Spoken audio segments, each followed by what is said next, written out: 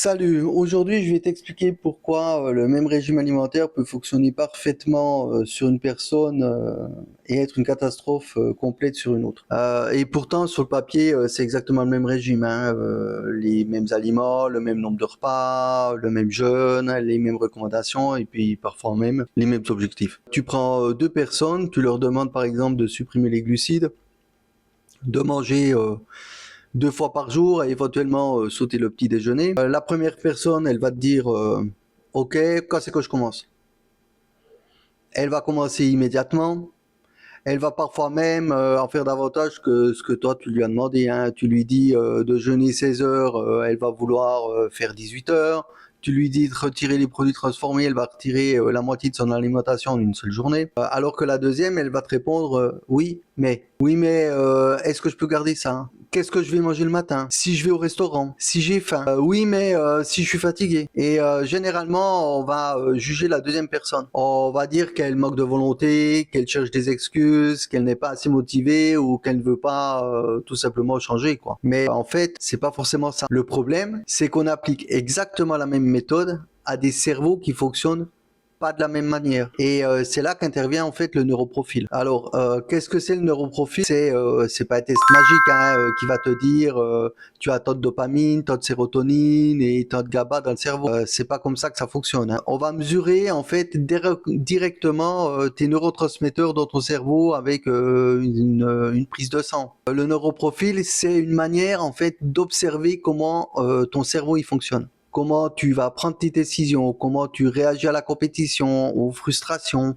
comment tu réagis au stress, comment tu vas gérer l'attente, comment tu supportes le jeûne, comment tu réagis lorsque on change tes habitudes. Et dans cette vidéo, je vais surtout parler de deux grandes familles, les types 1 qui fonctionnent davantage à la dopamine et les types 2 qui vont fonctionner davantage à la sérotonine. On parlera des types 3 dans une autre vidéo parce que le type 3 qui fonctionne davantage sur le GABA demande une explication vraiment à part entière. Alors, le type 1, lui, c'est généralement un profil qui est dans l'action. Il faut comprendre que la dopamine n'est pas simplement en fait l'hormone ou le neurotransmetteur du plaisir, comme on l'entend partout. En fait, la dopamine, c'est surtout la motivation d'aller chercher quelque chose. C'est la poursuite de l'objectif. Le plaisir, c'est autre chose. En fait, la volonté d'aller chercher le plaisir, c'en est une autre.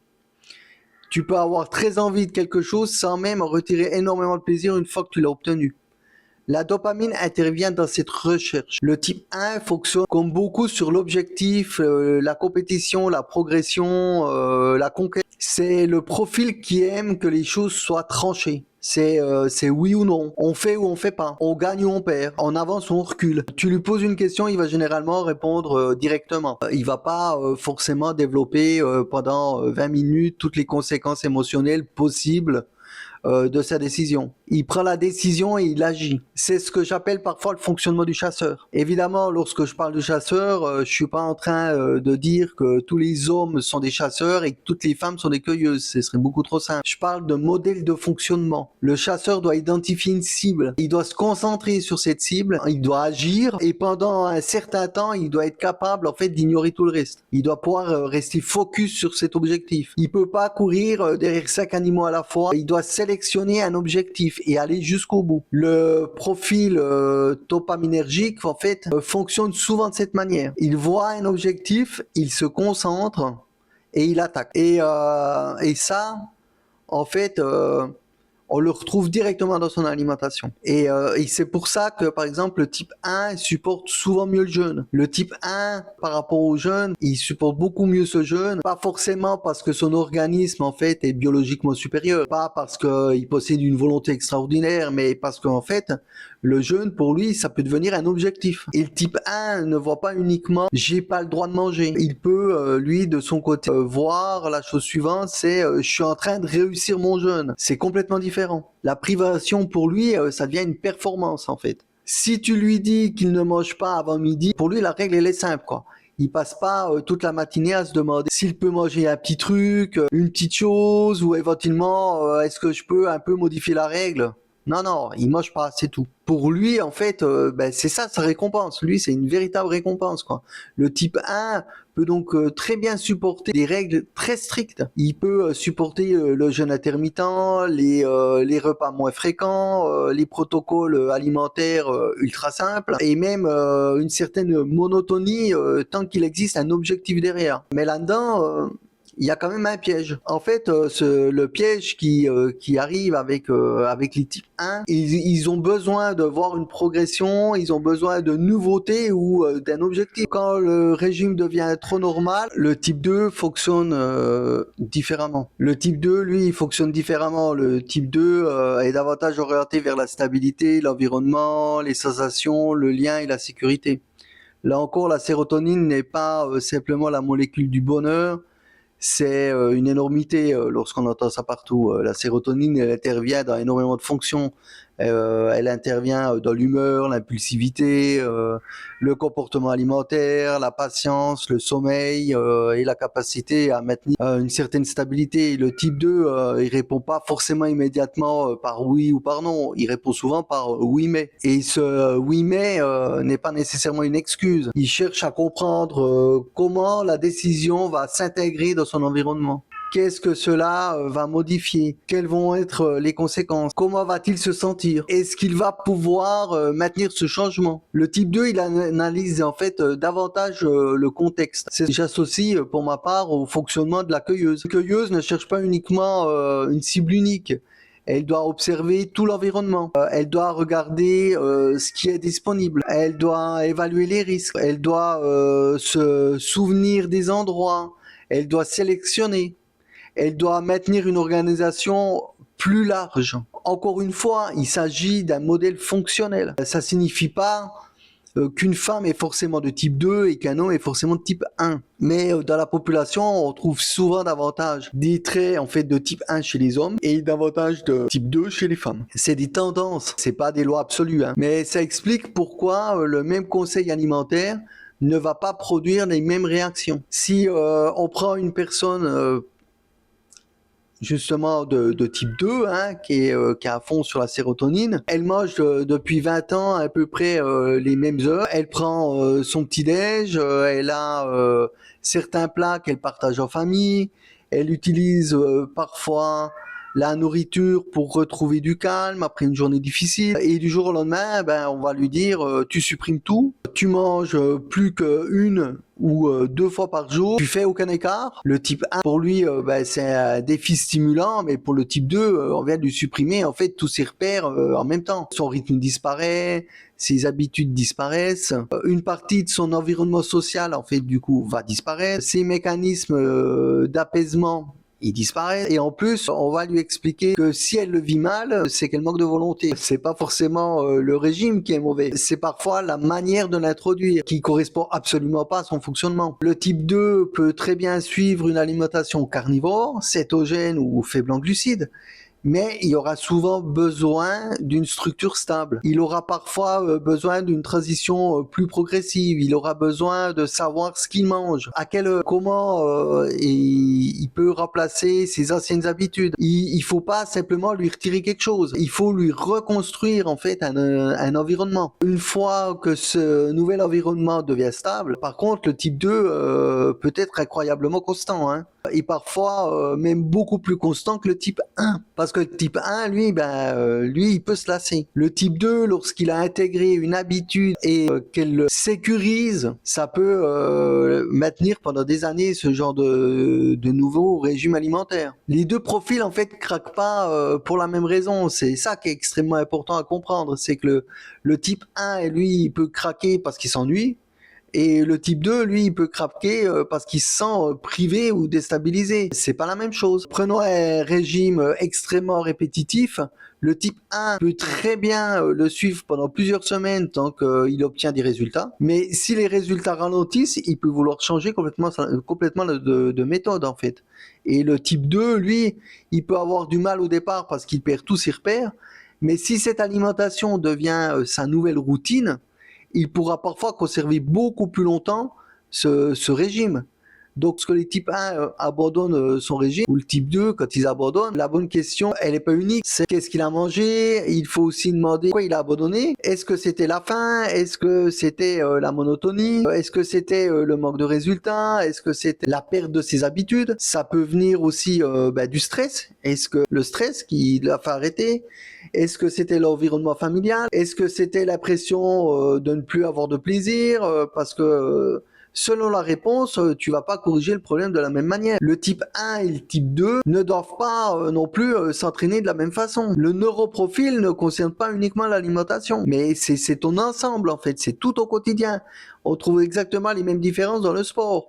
Le type 1, lui, il aime généralement l'intensité. Il aime se mesurer. Il aime soulever du lourd. Il adore ça, le lourd. Il aime voir immédiatement s'il progresse. Il supporte mieux les entraînements courts, très intenses, avec des objectifs précis. Il aime les faibles répétitions, les longues récupérations, la recherche de performance. Alors que le type 2, souvent, il a besoin davantage de volume, de sensation, de continuité. Il peut apprécier les séries plus longues. Il peut aimer ressentir le muscle travailler. Il peut préférer une progression plus régulière avec moins de confrontation directe. Si tu mets un type 2 dans un environnement où chaque séance ressemble à une compétition, il va finir par péter un câble, quoi. Il va partir en burn-out. Et si tu mets un type 1 dans un entraînement très répétitif, sans progression, qui peut mesurer, sans intensité, il va s'ennuyer et puis il va abandonner. Là encore, c'est pas une question de courage, c'est une question de stimulation adaptée. Ton neuroprofil d'origine, lui, par contre, c'est que c'est pas forcément ton profil actuel. Maintenant, on va attaquer la partie la plus importante de la vidéo en fait là-dessus.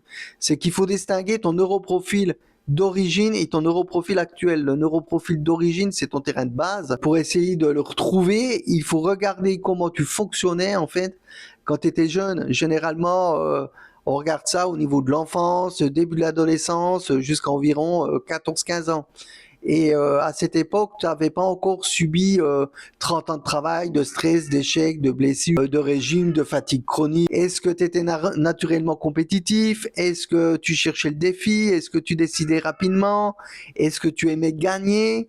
Ou est-ce que tu étais davantage dans l'observation, la stabilité, les sensations et puis les relations? Ça nous donne une indication sur ton profil d'origine. Mais aujourd'hui, tu peux fonctionner très différemment. Tu peux être d'origine de type 1, donc quelqu'un qui fonctionne à la dopamine, rapide, compétitif, capable de prendre des décisions, des risques et puis d'agir. Et puis après plusieurs années de stress, t'as plus la même énergie. T'hésites, t'arrives plus à te décider, tu supportes plus la compétition. T'as besoin que tout soit calme. Tu as peur de modifier tes habitudes. Et à ce moment-là, tout ce que tu vas te dire, en fait, je me reconnais plus.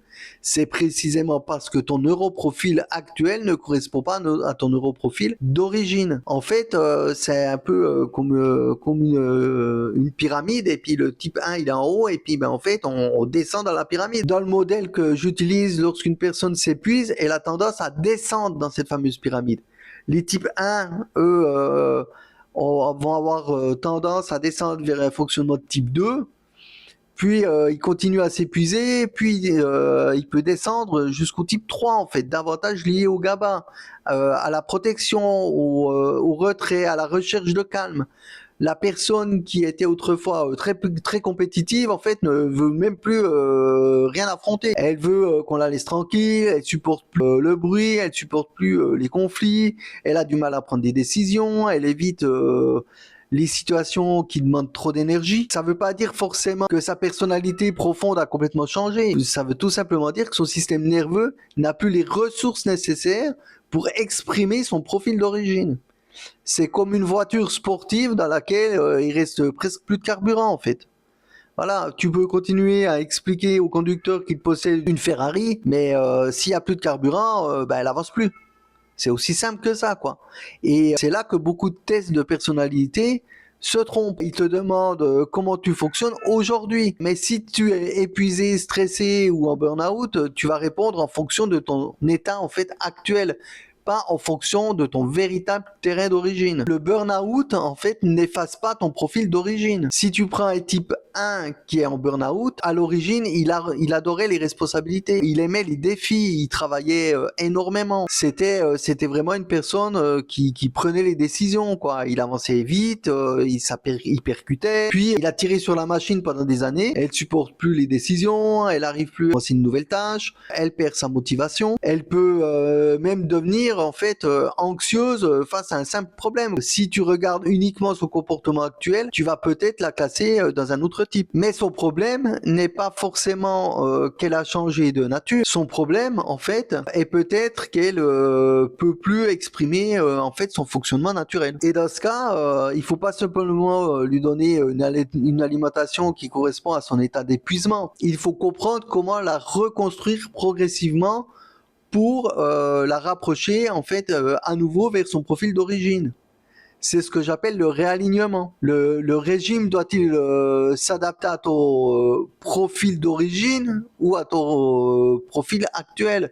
La réponse, c'est les deux. Il faut tenir compte de ton état actuel parce que c'est avec cet état que tu fonctionnes aujourd'hui, mais il faut aussi savoir vers quoi on veut te ramener. Prenons un type 1 complètement épuisé. Sur le papier, le type 1 supporte bien le jeûne, la restriction et l'intensité. Mais si cette personne normale manque d'énergie et fonctionne depuis plusieurs années uniquement sur le stress, lui demander de jeûner encore plus, ça peut être vraiment une catastrophe. C'est pas parce qu'il est type 1 qu'il doit agir aujourd'hui comme un type 1 en pleine forme. Il faudra peut-être temporairement augmenter la régularité des repas, réduire l'entraînement, réduire les contraintes, améliorer le sommeil, retrouver en fait suffisamment d'énergie. Puis seulement à ce moment-là, on va réintroduire progressivement les stratégies qui correspondent mieux à son profil d'origine. À l'inverse, un type 2 peut avoir besoin au départ d'une structure plus rassurante. Mais cela ne veut pas dire qu'il faut lui laisser toutes les anciennes habitudes qui la rendent malade. Il faut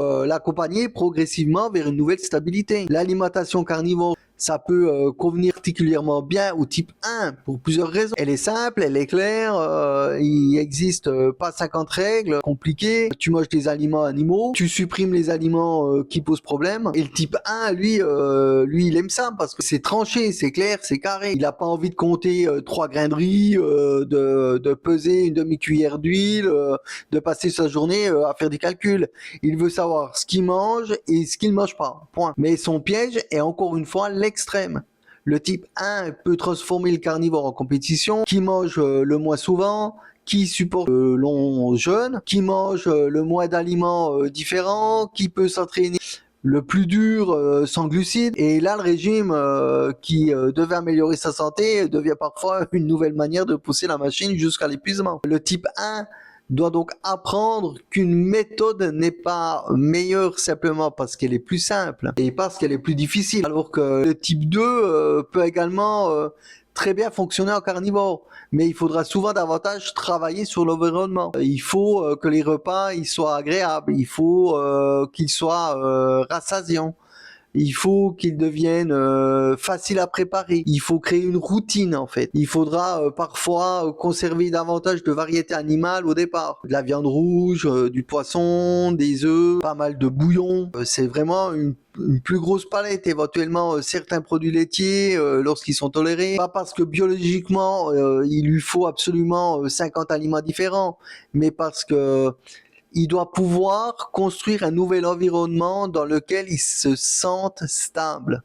Le type 2 ne doit pas avoir l'impression de perdre tout ce qui constitue son alimentation. Il doit avoir l'impression de construire un nouveau cadre. Une fois que ce cadre est installé, il pourra devenir extrêmement régulier. C'est vraiment ces choses-là qu'il faut comprendre, quoi. Un homme n'est pas forcément de type 1, je tiens à le répéter, et une femme n'est pas forcément de type 2. Je veux revenir là-dessus, parce que c'est super important. On constate davantage de comportements typiquement dopaminergiques chez les hommes et davantage de comportements sérotoninergiques chez les femmes. Cela peut notamment se retrouver par rapport à la compétition, au risque, à la stabilité et à l'environnement. Mais ça ne veut pas dire absolument que tous les hommes sont de type 1 et les femmes de type 2. Tu peux avoir une femme de type 1 qui est extrême dans la compétitivité, la rapidité, etc. Et des cas chez les hommes, pareil, quoi. Le sexe biologiquement peut influencer certaines tendances, mais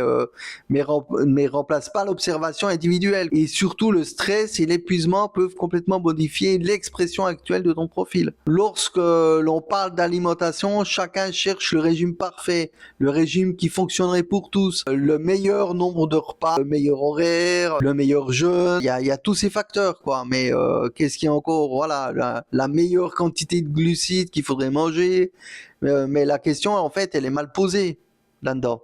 Biologiquement, on partage évidemment énormément de choses. On a tous ce besoin de protéines, on a besoin d'acides gras, nous avons besoin de vitamines, de minéraux, on a tous besoin de produire de l'énergie, de maintenir notre glycémie dans une certaine plage. Le neuroprofil ne change pas en fait les lois de la biologie humaine. Type 2 n'a pas une nouvelle voie métabolique que le type 1 ne possède pas en fait. Il n'y a rien à voir là-dedans.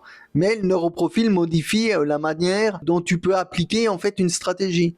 Le régime le plus parfait du monde ne sert à rien si tu es incapable de le suivre plus de 15 jours. Et à l'inverse, un régime le plus facile à suivre n'est pas forcément celui qui répond le mieux à tes besoins biologiques. L'objectif est donc de trouver l'intersection, une alimentation biologiquement cohérente et une méthode psychologiquement et neurologiquement applicable. C'est là que la personnalisation devient intéressante. Demande-toi comment tu fonctionnais à l'origine, pas uniquement aujourd'hui. Quand tu étais plus jeune, est-ce que tu cherchais la compétition? Est-ce que tu aimais manger? Est-ce que ton truc, c'était quand tu jouais, il fallait absolument que tu gagnes? Est-ce que tu prenais rapidement des décisions? Est-ce que tu pouvais oublier de manger parce que tu étais concentré sur un objectif? Est-ce que tu supportais facilement le jeûne? Est-ce que tu répondais plutôt par oui ou par non? Dans ce cas, tu présentes probablement davantage de caractéristiques du type 1. À l'inverse, avais-tu davantage besoin de stabilité? Est-ce que tu observais beaucoup l'environnement?